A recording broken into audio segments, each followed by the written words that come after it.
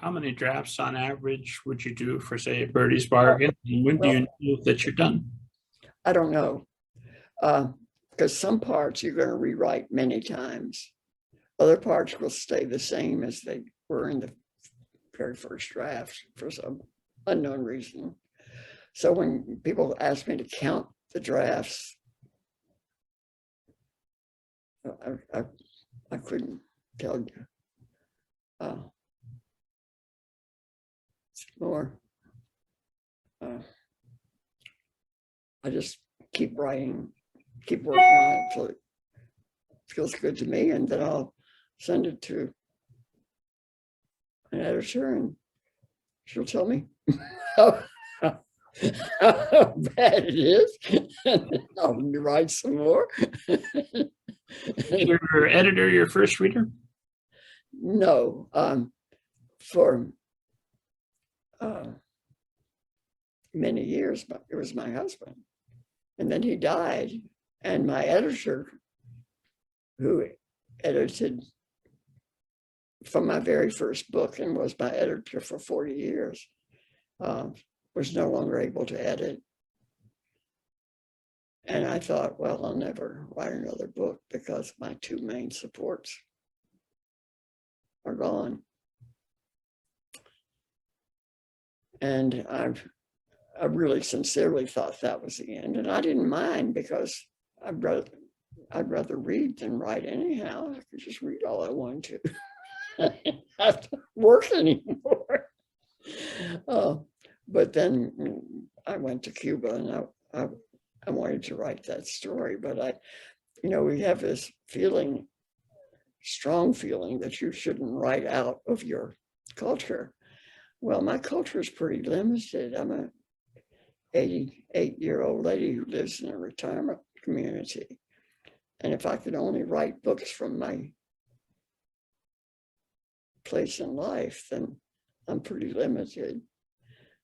I believe strongly both in the imagination and in research. I'm willing to put in the work. And no one else had written that story about the Cuban literacy and the wonderful young people who are a part of it, and their courage, and not only to go into the wilds of Cuba to teach people how to read and write, but the courage and the kindness of the peasants and farmers that took them in, and because they wanted to learn how to read and write. It's a wonderful, wonderful story. And I wanted it told.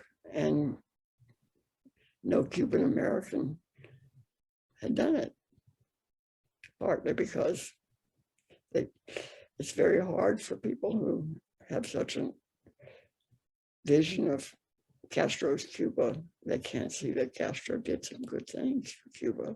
He was a terrible dictator. In fact, my best friend there, I think all the time she's going to get jailed, because she was one of these young brigadistas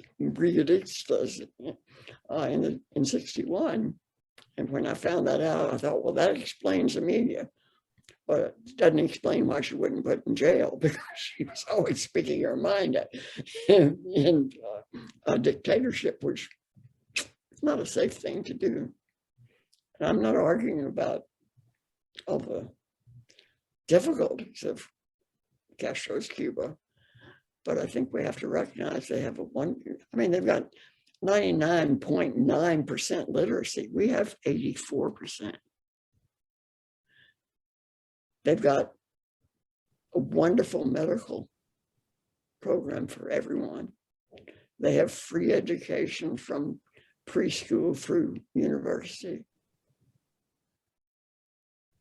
You can get a PhD in Cuba from not paying for it if you're capable and willing to do the work. So, we could learn something from our enemies if we're willing to. It does seem to be, I don't know if this is a very American thing, or if I just more aware of it that we're doing it, but we say, okay, well, this other country is not perfect. Therefore, we're not going to listen to any of the things that they're doing.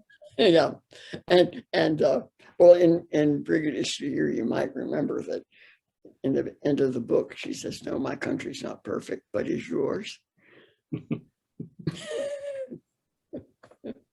And if you answer yes, number one, where are you? And number two, how much attention are you paying?